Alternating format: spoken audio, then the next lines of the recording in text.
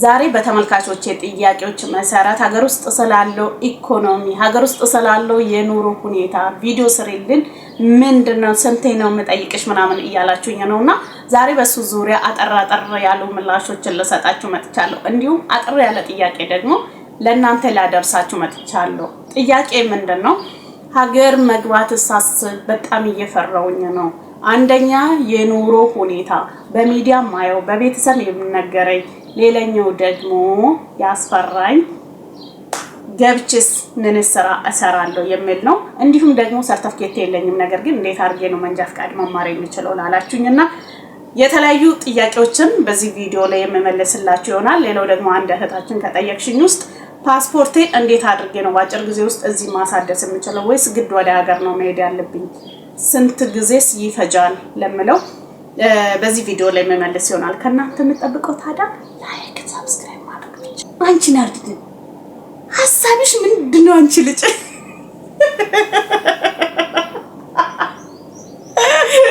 ጥያቄ እግዚአብሔርን እንዴት እንዳሳቀኝ አትጠይቁኝ እንዴ! እኔ ሰዓት ሰጥቼ ለምንቀሳቀስባቸው ወይ ለማደርጋቸው ነገሮች አላማሽ ግን ምንድነው ነው ያለችው። አንደው ኮሜንት ላይ ገብታ አንቺ ልጅ ግን አላማሽ ምንድነው?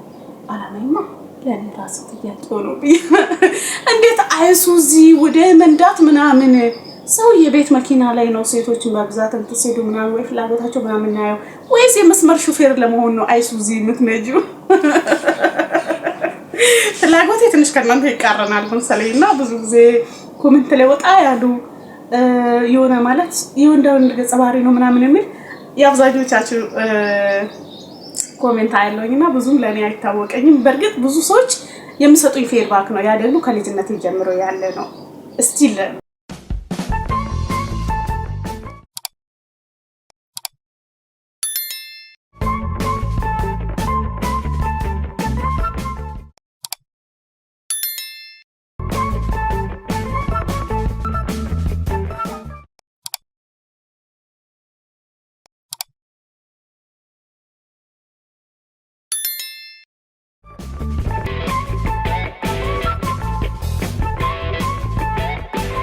ጤና ይስጥልኝ ውድ ቤተሰቦቼ እንዴት ናችሁ? ዛሬ በጥያቄያችሁ መሰረት አጠር ያለ ቪዲዮ ይዤላችሁ መጥቻለሁ። ለቻናሌ አዲስ የሆናችሁ ሳብስክራይብ አድርጉ፣ ነባሮች እንደተለመደው ሐሳብ አስተያየታችሁን በኮሜንት ቦታ ጻፉልኝ። ቪዲዮን ከወደዳችሁ ደግሞ ላይክ ሼር ማድረግ እንዳትረሱ። በአጭሩ ቶሎ ብላሽ እባክሽን ወደ ጥያቄያችን መልስ ግቢ ትሉኛላችሁ ብዙ ጊዜ። በእርግጥ እኔ ከ10-15 በጣም ከበዛ ነው ራሱ 15 ደቂቃ እና 13 ደቂቃ እና ከዛ በላይ ግን አለቅም።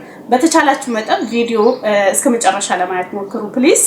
ምክንያቱም የተለያየ ጥያቄዎችን አንስታችሁ እዛው ቪዲዮ ላይ ምላሹ እያለ ይሄ ነገርስ እንዴት ነው ይሄስ እንዴት አድርጌ ነው እንዲማረገው እግዚአብሔር ቪዲዮ ራሱ ሆኖ ሳለ ኮሜንቱ ላይ ግን ጥያቄዎችን ትጽፋላችሁና በተቻላችሁ መጠን ለኔ መገዛ ነው ለእናንተ መልስ ይሆናልና እስከ ቪዲዮ ፍጻሜ ተከታተሉ። በተቻለኝ መጠን ቪዲዮውን በደንብ ለማሳጠር ሞክራለሁ። የዛሬ ጥያቄ ምንድነው? በአንደኛ ደረጃ ሀገር ውስጥ ስላለው ኢኮኖሚ ኑሮ ሁኔታው እንዴት አየሽ ወደ ሀገር ስትገቢ የሚል ነው። ሁለተኛው ነገር ደግሞ ወደ ሀገር ሳስብ ያው ራሱ ነው። በእርግጥ ወደ ሀገር መግባት ሳስብ የኑሮ ሁኔታ ከቤተሰብ የምሰማው በሚዲያ ላይ የማየው ነገር በጣም አስፈራራኝ። እኔም ደግሞ እንደዚህ ላልሻ እህቴ ጥያቄ አለኝ። ሌላኛው ፓስፖርት በስንት ጊዜ ማሳደስ እችላለሁ? ግድ ወደ ኢትዮጵያ ሄጄ ላድስ ወይስ እዚህ ይሻለኛል? ምን ያህል ጊዜ ይፈጃል? ስንት ብርስ ነው ለምለው መረጃውን እዚሁ ላይ ነግርሻለሁ። ይሄን የጠየቅሽው እህቴ ተከታታይ። አሁንም ደግሞ ሰርተፍኬት የለኝም ነገር ግን መንጃ ፈቃድ ማውጣት በጣም ትልቅ ጉጉቴ ነበር። ሌላው ደግሞ አንቺ ናርዲ ሐሳብሽ ምንድነው? አንቺ ልጅ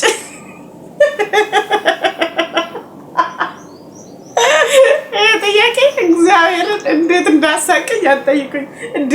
እኔ ሰዓት ሰጥቼ ለምንቀሳቀስባቸው ወይ ለማደርጋቸው ነገሮች አላማሽ ግን ምንድነው ነው ያለችው። አንደው ኮሜንት ላይ ገብታ አንቺ ልጅ ግን አላማሽ ምንድነው? አላማይማ ለኔ ራስ ጥያቄ ነው። እንዴት አይሱዚ ወደ መንዳት ምናምን ሰው የቤት መኪና ላይ ነው ሴቶችን በብዛት እንትሰዱ ምናምን ወይ ፍላጎታቸው ምናምን ናየው ወይስ የመስመር ሹፌር ለመሆን ነው አይሱዚ የምትነጂው?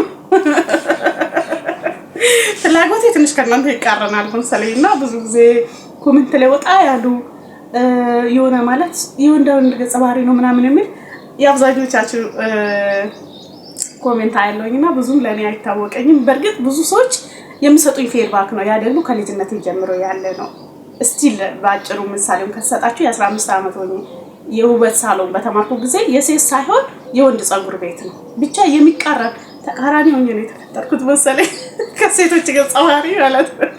እና ወደ ዛሬው ጥያቄ ስመለስላችሁ ኑሮ ሀገር ውስጥ ውድ ነው ለምለው ኦፍ ኮርስ ምንም ጥያቄ የለውም ውድ ነው።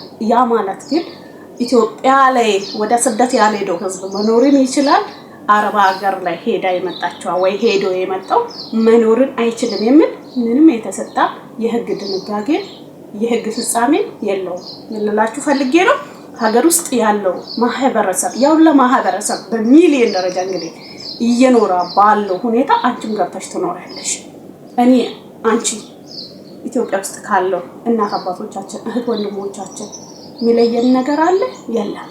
መያዝ አለብኝ እቺ ነገር የግድ ለኔ ታስፈልጋለች የሚለው ነገር እስከምንዝ እንስራ። አረብ ሀገር ሳክስ ፕሮማክስ የሆነ ወሬ አትስሩ አትሂዱ ምንድነው ስደት አይኑጥፋ ምናምን በፍጹም በዚህ ልሰክዛችሁ አልፈልግም። ምክንያቱም አንድ ቀሚስ የሌላት እናቷን ወደ ሁለት ቀሚስ የቀየረች ስንቷለች።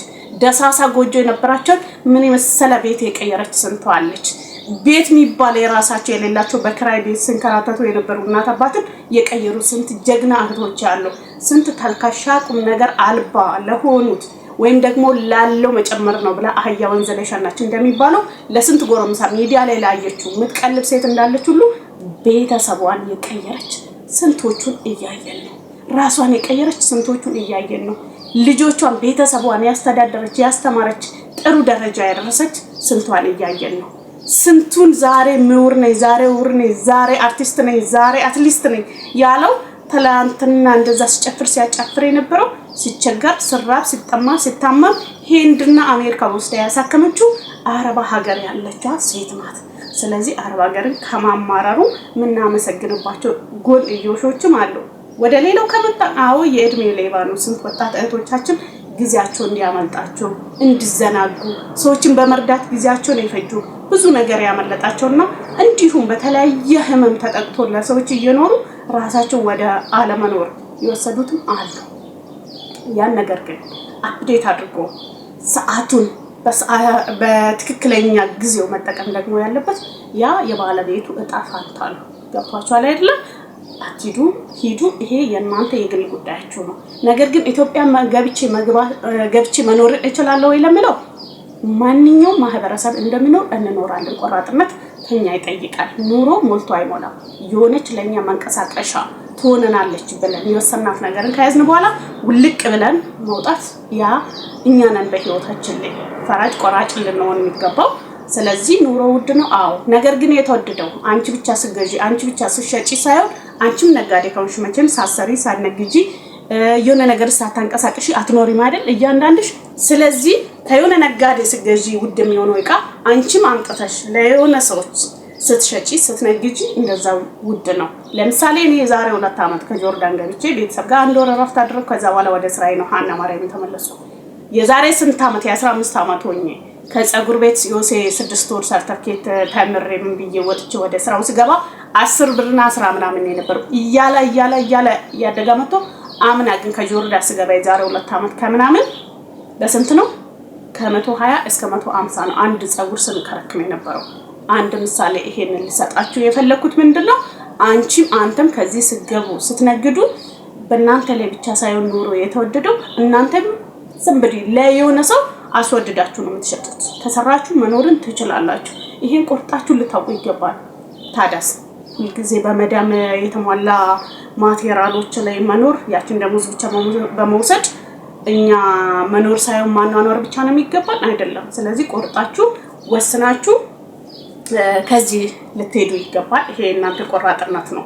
ትላንትና ሳትመጪ ኖረሽል አዎ ትላንትና እዛ ሆነሽ በ500 እና በ600 ወይም ደግሞ በ3000 ተቀጥረሽ ስትሰሪ የነበረው አንቺም የሆነ ቦታ ዛሬ ሀገር ገብተሽ ስትቀጠሪ በዛው ልክ ያንቺ ደሞዝም ለውጥ አለ።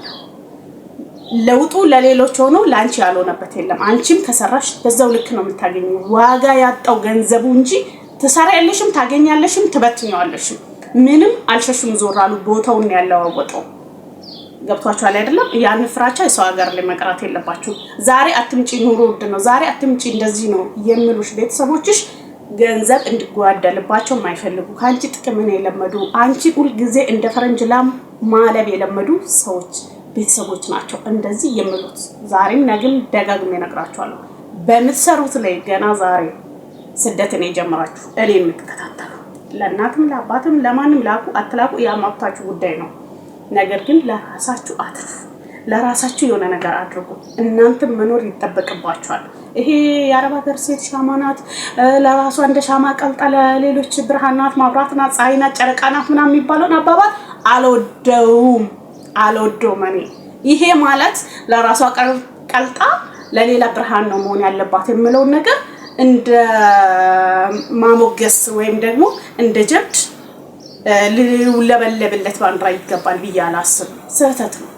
ሰዎች ስናኖር እኛም መኖር እንዳለብን እኛም ወደዚች ምድር ስንመጣ እግዚአብሔር የኛ ህይወት ለብቻዋ የግላችን አድርጎ ሲፈጥራት ለየሆነ ዓላማ ፈጥሮናል እንጂ ለየሆኑ ሰዎች ብቻ እንድንኖር አይደለም። ስለዚህ እኛ መኖር ይጠበቅብናል። ወደ ሌላ አትውሰዱኝና ኑሮ ውድ ቢሆንም ትኖራላችሁ።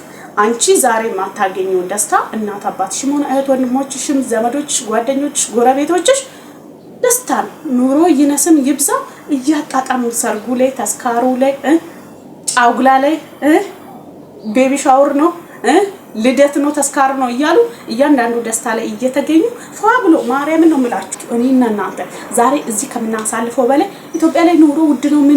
ምን ይበሉ በየመስሪያ ቤቶች በየተለያየ ስራ ቦታዎች በየሻይ ቤቶች በየሆቴሎች በር ስታልፉ ግጥም አድርጎ የኢትዮጵያ ህዝብ ይበላል ይዝናናል። በቃ እያንዳንዱን እየኖሩት ነው። እኔ ከየት እንደሚያመጡ አላሁ ከሪም አላሁ አለ እግዚአብሔር እንደምላችሁ ዘና ፏፈሽ ብሎ ነው የሚኖሩ። ግን ለእናንተ ሲያለቃቅሱ ችግርና ችጋር ነው የሚያወሩ አብዛኞቻቸውና እንዳትሰሙ ገብታችሁ መኖርን ትችላላችሁ ልላችሁ ፈልጋለሁ። ቢወደድም ለእናንተ ብቻ ሳይሆን እናንተም ላይ የሆነ ሰው ስትሸጡ እንደዛ ነው የምለው ነው እኔ ልነግራችሁ ፈልገው። ትላንትም አረብ ሀገር ሳታውቂ ኖርሻል፣ ነገም ዛሬም መኖር ትቻለሽ። ይሄን አትፍሩ። የሆነ የምትሰሩበትን ግን የሆነ ነገር እስከምትይዙ ያ የግላችሁ ጉዳይ ነው። ሄዱ አትሂዱ ልላችሁ አልፈልግም። ከዛ ውጪ ደግሞ ሌላኛው ጥያቄ እኔ መንጃ ፈቃድ ማውጣት ፈልግ ነበር፣ ግን ሰርቲፊኬት የግድ ነው ወይ ለምለው አዎ። የበለጠ ደግሞ ወደ ማሰልጠኛዎች ሄዳችሁ ጠይቁ። እንዲሁም ደግሞ ስለ ፓስፖርት አንድ እህቴ በእግዚአብሔር በአላህ አትለፊኝ ብለሽ በተደጋጋሚ ስትጻፈይቻለሁ። አንቺ ራስሽ ሁኚ አላውቅም። መልሱን ግን ስሰጥሽ ምን ያህል ጊዜ ይፈጃል ብሩስ ምናምን ለምለው ኢትዮጵያ ላይ አስቸኳይ 33000 ፓስፖርቱ እጅሽ ላይ ከሌለ ፓስፖርቱ እጅሽ ላይ ካለ ግን ወደ 25000 ይሁን 26000 ይሁን ከሁለት አንዱ ነው እዛው ነው ማለት ነው። በ3 ቀን ምናምን የሚታደሰው ከዛ በላይ ከሆነ እንደዛው ብሩ እየቀነሰ ይሄዳል። ከ10000 ምናምን ጀምሮ አለ። ውጪ ሆናችሁ ደግሞ ጊዜ ገደብ ካላችሁ ኢትዮጵያ ሄዶ ታድሶ መጣው ሁሉ ጊዜ የኢትዮጵያ ኤምባሲ በተለይ ኤማራት ላይ ላላችሁ በጣም የዘገያ ነው። በ3 ወር በ4 ወር በ6 ወር ፓስፖርታቸው ታድሶ ያልተመለሳላችሁ ልጆች ብዙዎች ሲንከራተቱ ያለው በተለይ ኤማራት ላይ ሆናችሁ ወደ ኢትዮጵያ ሄዶ ታድሶ እስከመጣ በትንሹ ከ2 ወር እስከ 3 ወርና ከዛ በላይ ይፈጃል። ብቻላችሁ ወደ ኢትዮጵያ የምትመጡ ከሆነ እዚህ ብታድሱ ጊዜያችሁ ያለቀ ምናምን ከሆነ እና መምጣት ግድ የሚሆንባችሁ ከሆነ መታችሁ ኢትዮጵያ ላይ በአስቸኳይ ብታድሱት ልላችሁ ፈልጋለሁ። ሰርቲፊኬት ለትምህርት ቤቱ የግድ ነው ወይ ላላችሁ አዎ።